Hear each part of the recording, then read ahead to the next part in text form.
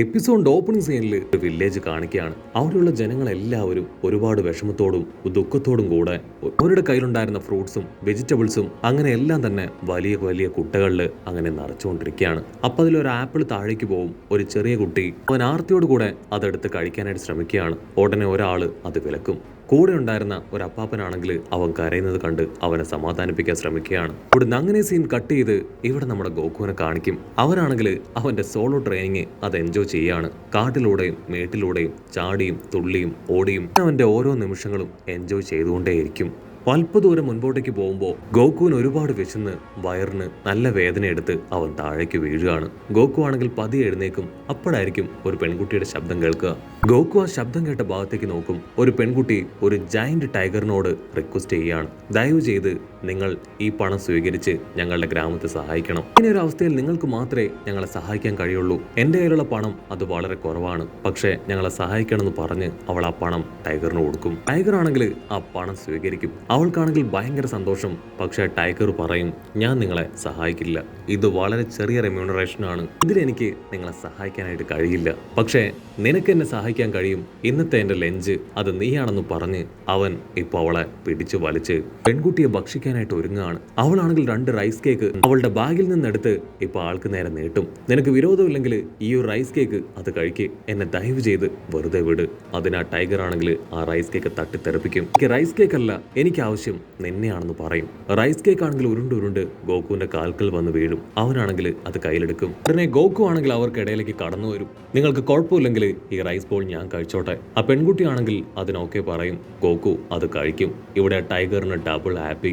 എനിക്ക് ലഞ്ച് അത് കുശാലാണ്, കാരണം എനിക്ക് 2 മീറ്റ് ഇന്ന് കഴിക്കാനായിട്ട് കിട്ടിയെന്ന് പറഞ്ഞ് അവനാണെങ്കിൽ ഗോകുവിനെ എടുക്കാൻ ശ്രമിക്കും. ഗോകു അവന്റെ കൈ പഞ്ച് ചെയ്ത് പെൺകുട്ടിയെ ഹോൾഡ് ചെയ്തിരിക്കുന്ന കയ്യിൽ അവൻ ആഞ്ഞടിക്കും. അവന്റെ കൈ വിട്ടുപോകും. അതിനുശേഷം ഗോകു ആണെങ്കിൽ അവനെ അറഞ്ചം ആഞ്ഞടിച്ച് തെറിപ്പിച്ച് കളയാണ്. ഗോകു ആ പെൺകുട്ടിയോട് റിക്വസ്റ്റ് ചെയ്യും, നിനക്ക് വിരോധമില്ലെങ്കിൽ എനിക്ക് അല്പം കൂടെ ഫുഡ് തരാമോ? അതിനാ പെൺകുട്ടി പറയും, നിനക്ക് എന്ത് വേണമെങ്കിലും തരാം, ചെറിയൊരു സഹായം മാത്രം നീ ഞങ്ങൾക്ക് ചെയ്തു തരണം. ഞങ്ങളുടെ ഗ്രാമം വലിയൊരു പ്രതിസന്ധിയിലാണ്, നിനക്ക് മാത്രമേ ഞങ്ങളെ സഹായിക്കാൻ കഴിയൂന്ന് പറഞ്ഞ് അവളാണെങ്കിൽ അവനെയും കൂട്ടി ഉഷാറായിട്ട് ഓടും. കട്ട് ചെയ്ത ആ ഗ്രാമം കാണിക്കും. ആക്ച്വലി അവിടെയുള്ളവരെല്ലാവരും അവരുടെ ഭക്ഷണ സാധനങ്ങളെല്ലാം കളക്ട് ചെയ്ത് വെച്ചിരിക്കുന്നത് ആ ഒരു ടൈഗറിനെ ട്രീറ്റ് ചെയ്യാനാണ്. അവനിലൂടെ അവർക്കൊരു കാര്യം നേടാനുണ്ട്. അവന്റെ സഹായത്തോടു കൂടെ റൈഡേഴ്സ് എന്ന് പറയുന്ന അവർ ഉപദ്രവിക്കുന്ന ഒരു വലിയ ടീമിനെ ഇല്ലാതാക്കണം.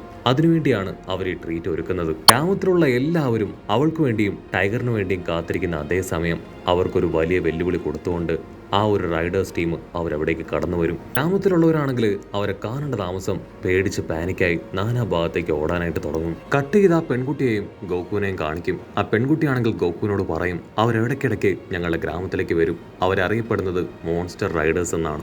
അവര് ഞങ്ങളുടെ ഗ്രാമത്തിലുള്ളവരെ ഉപദ്രവിക്കും, ഞങ്ങളുടേതെല്ലാം മോഷ്ടിച്ച് കടന്നു കളയും. സോ അതുകൊണ്ട് ഞങ്ങൾക്ക് അവരിൽ നിന്ന് നീ ഒരു രക്ഷ നേടിത്തരണം. ഗോകു ആണെങ്കിൽ അതിനൊക്കെ പറഞ്ഞ് ധാരാളം വെള്ളമൊക്കെ കുടിച്ച് മുൻപോട്ടേക്ക് ഓടുകയാണ്. അപ്പോഴേക്കും അവന്റെ കാല് വഴുതി അവളും താഴേക്ക് വീഴും. ഗോകു ആണെങ്കിൽ ക്യാഷ് ആയിട്ട് പൊട്ടിച്ചിരിച്ച് നൈസായിട്ട് ലാൻഡ് ചെയ്യും. അവളാണെങ്കിൽ ദൂരത്തായിട്ട് ഒരു ഷോർട്ട് കട്ട് കാണിച്ചു കൊടുക്കുകയാണ്. എനിക്ക് ഈ ഒരു സ്ഥലം ഒരുപാട് ഇഷ്ടമാണ്. സമ്മർ സീസണിൽ ഈ ട്രീസ് മുഴുവൻ പൂത്ത് നല്ല സ്മെല്ലാണ്, ഇതുവഴി ഞാൻ ഇടയ്ക്കിടയ്ക്ക് വരാറുണ്ടെന്നൊക്കെ പറഞ്ഞ് അവൾ ആ കാര്യം മനസ്സിൽ ആലോചിക്കും. കുഞ്ഞിപ്പെണ്ണാണെങ്കിൽ അവളുടെ കയ്യിലുള്ള പണം അത് ഗോകുവിന് കൊടുക്കും. പക്ഷെ ഗോകു ആണെങ്കിൽ അത് സ്വീകരിക്കില്ല. എനിക്കിതിന്റെ ആവശ്യമൊന്നുമില്ല, ഇതെല്ലാം പാർട്ട് ഓഫ് ട്രെയിനിങ് ആണ്. അതിനവള് അവനോട് താങ്ക്സ് പറയും.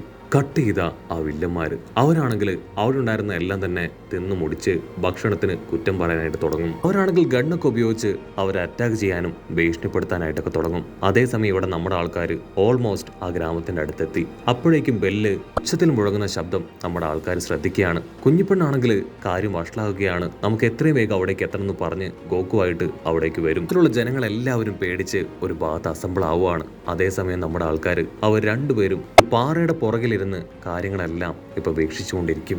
നമ്മുടെ ഗോകുവും ആ പെൺകുട്ടിയും അവർ രണ്ടുപേരും പാറയുടെ പുറകിലിരുന്ന് അവിടെ നടക്കുന്ന കാര്യങ്ങൾ സൂക്ഷിച്ച് വീക്ഷിക്കുകയാണ്. ആ വില്ലന്മാരാണെങ്കിൽ എന്തോ ഒരു സ്പെഷ്യൽ ഡ്രിങ്ക് കുടിച്ചുകൊണ്ട് ഗ്രാമത്തിലുള്ള ഓരോരുത്തരുടെ പേര് വിളിക്കാനായിട്ട് തുടങ്ങും. ഗ്രാമത്തിലുള്ള ജനങ്ങളെല്ലാം പേടിയോടുകൂടെ അവരുടെ പേര് അത് വിളിക്കുന്നതും വെയിറ്റ് ചെയ്ത് അങ്ങനെ ഇരിക്കുകയാണ്. പേര് വിളിക്കുന്നതനുസരിച്ച് ഓരോരുത്തരായിട്ട് പ്രസന്റ് പറയാനായിട്ട് തുടങ്ങും. ഹീറോയ്ക്കാണെങ്കിൽ അപ്പോഴും ഒന്നും കണക്ട് ആവില്ല. പെൺകുട്ടിയാണെങ്കിൽ കാര്യങ്ങളെല്ലാം വളരെ ഡീറ്റെയിൽ ആയിട്ട് ഹീറോയ്ക്ക് പറഞ്ഞു കൊടുക്കുകയാണ്. അവരാ കുടിക്കുന്ന വാട്ടർ അത് വളരെ പ്രീഷ്യസ് ആയിട്ടുള്ള ഒന്നാണ്. ഇവരാരുടെയെങ്കിലും പേര് വിളിച്ച് റെസ്പോണ്ട് ചെയ്തിട്ടില്ല എങ്കിൽ ഇവരുടെ പവർ ഉപയോഗിച്ച് ആ ആളെ ആ ഡ്രിങ്ക് ആക്കി മാറ്റും. അതിനുശേഷം അവർക്ക് കൂടുതൽ പവർ കിട്ടാനായിട്ട് അവരത് കുടിക്കും. അതാണ് ഇവിടെ വർഷങ്ങളായിട്ട് സംഭവിച്ചുകൊണ്ടിരിക്കുന്നത്. കൊണ്ട് മാത്രമേ ഇനി ഇവരുടെ കയ്യിൽ നിന്ന് ഞങ്ങളെ രക്ഷപ്പെടുത്താനായിട്ട് കഴിയുമെന്ന് അവൾ പറയേണ്ട താമസം ഒരു കൈക്കുഞ്ഞുമായിട്ട് നിൽക്കുന്ന ലേഡിയുടെ അടുത്തേക്ക് ആ വില്ലന്മാര് കടന്നു വരും. അതിനുശേഷം ആ കുഞ്ഞിന്റെ പേരെന്താണെന്ന് ചോദിച്ചുകൊണ്ടേയിരിക്കും. അവരാണെങ്കിൽ അത് പറയാൻ തയ്യാറാവില്ല. ഒരു ചെറിയ കുട്ടിയാണ്, 2 മാസം മാത്രമേ ഇതിന് പ്രായമുള്ളൂ. ഇതിനെ കൊണ്ട് ഒരിക്കലും ഇതിന്റെ പേര് പറയാനോ പ്രസന്റ് പറയാനോ സാധിക്കില്ല. സോ ഞങ്ങൾ ഇതിന്റെ പേര് പറയില്ല എന്ന് പറഞ്ഞ് ആണെങ്കിൽ ബഹളം വെക്കാനായിട്ട് തുടങ്ങും. പക്ഷെ വില്ലന്മാരാണെങ്കിൽ തീർത്ത് പറയും, പേര് പറഞ്ഞിട്ടില്ല എങ്കിൽ നിങ്ങളെ എല്ലാവരെയും ഞങ്ങൾ ആ പാനീയമാക്കി മാറ്റും. വേറെ വഴിയില്ലാതെ അവർ പേര് പറയും. അവരാണെങ്കിൽ ആ കുഞ്ഞിന്റെ പേര് അത് വിളിക്കാനായിട്ട് തുടങ്ങും. പക്ഷെ ആ കുഞ്ഞിന് റെസ്പോണ്ട് ചെയ്യാൻ കഴിയില്ല. അതുകൊണ്ട് തന്നെ ആ കുഞ്ഞിനെ അവരുടെ ഡ്രിങ്കാക്കി മാറ്റും. എല്ലാവരും പേടിച്ച് കണ്ണടച്ച് നിൽക്കുന്ന അതേ സമയം ഇപ്പൊ നമ്മുടെ ഗോകു അവനാണെങ്കിൽ അവിടേക്ക് ചാടി വീഴും. ഗോകുവിനെ കാണേണ്ട താമസം ആ നീല അവനാണെങ്കിൽ ടെൻഷൻ ആവും. പറയും, നീ ആരാ, നിനക്ക് എന്ത് വേണം, നിന്റെ പേരെന്താ? അതിന് ഗോകു ആണെങ്കിൽ അവന്റെ പേര് ഗോകു എന്ന് പറയും. ഉടനെ അവനാണെങ്കിൽ ആ ലിസ്റ്റിൽ ഗോകു എന്നുള്ള പേര് അതുണ്ടോ ചെക്ക് ചെയ്യും. പക്ഷെ ആ ലിസ്റ്റിൽ എന്റെ പേരില്ല. ഗോകു ആണെങ്കിൽ ദേഷ്യപ്പെട്ട് പറയും, നിങ്ങൾ ഇവിടെ ചെയ്യുന്നത് വളരെ ബാഡ് ആയിട്ടുള്ള കാര്യമാണ്. ഇനി ഒരിക്കലും ഞാനിതിന് അനുവദിക്കില്ല. നിങ്ങളെ തല്ലി ഓടിക്കാനാണ് ഞാൻ ഇവിടേക്ക് വന്നത്. അത് കേട്ട് ആ നീലയാണെങ്കിൽ ഇപ്പൊ ഗോകുയെ പുച്ഛിച്ച് തള്ളും. അവനാണെങ്കിൽ ഗോകുയെ അറ്റാക്ക് ചെയ്യാൻ ശ്രമിക്കും. പക്ഷെ ഗോകു അവന്റെ കൈ തട്ടി മാറ്റി അവനെ ആഞ്ഞടിച്ച് എടുത്ത് നിലത്തടിക്കും. ഗോകുവിന്റെ പെർഫോമൻസ് കാണുമ്പോൾ തന്നെ അവിടെ ഉണ്ടായിരുന്ന ജനങ്ങൾക്ക് ഭയങ്കര സന്തോഷം. അവരുടെ പ്രതീക്ഷ കൂടി വരും. ആ സമയം ആ ചോപ്പൻ അവൻ അവിടേക്ക് വന്ന് ആ പവർഫുൾ വാട്ടർ അത് കുടിച്ച് അവന്റെ സ്ക്വാഡിലേക്ക് ആ പവർ അപ്ലൈ ചെയ്ത് ഇപ്പൊ ഗോകുവായിട്ട് പൊരിഞ്ഞ പോരാട്ടം. ഗോകു ആണെങ്കിൽ അവന്റെ സ്റ്റിക്ക് ഉപയോഗിച്ച് ഈസി ആയിട്ട് അവനെ തട്ടി താഴെയിടും. ഇവിടെ എൽഡർ ആളാ ഗ്യാപ്പില് ആ മാജിക് പോട്ട് അതെങ്ങനെയെങ്കിലും അവിടുന്ന് എടുക്കാനായിട്ട് ശ്രമിക്കും. പക്ഷെ അടുത്ത നിമിഷം ചോപ്പൻ അവൻ ആ പോട്ട് ഉപയോഗിച്ച് ഗോകുയെ സമൻ ചെയ്ത് ആ പോട്ടിന്റെ ഉള്ളിലേക്ക് കയറ്റുകയാണ്. ജനങ്ങൾക്ക് എല്ലാവർക്കും അവരുടെ പ്രതീക്ഷ അത് വീണ്ടും നഷ്ടപ്പെടും. അതിനുശേഷം അവർ വീണ്ടും വില്ലന്മാർ ചോദിക്കുന്നതിനനുസരിച്ച് ഫുഡും ഡ്രിങ്ക്സും എന്റർടൈൻമെന്റും ഒക്കെ തന്നെ കൊടുത്തുകൊണ്ടേയിരിക്കുകയാണ്. ഇവിടെ ആ പെൺകുട്ടി അവളാണെങ്കിൽ ആ പോട്ടിലേക്ക് തന്നെ നോക്കും. ഗോകു അവനതിൽ പെട്ട് കിടക്കുകയാണ്. അപ്പൊ ക്യാമറ അങ്ങനെ സൂം ചെയ്ത് ഗോകുവിനെ കാണിക്കും. ഗോകു ആണെങ്കിൽ ആ പോട്ടിന്റെ അകത്ത് നിന്നുകൊണ്ട് കാമേ പവർ അതുപയോഗിച്ച് ആ പോട്ടിനെ ആഞ്ഞെട്ടിക്കും. അടുത്ത നിമിഷം ആ പവർ അങ്ങനെ റിട്ടേൺ വന്ന് അവന് ചുറ്റും കറങ്ങാനായിട്ട് തുടങ്ങും. ഗോകുവിന്റെ കൺട്രോൾ പോവും.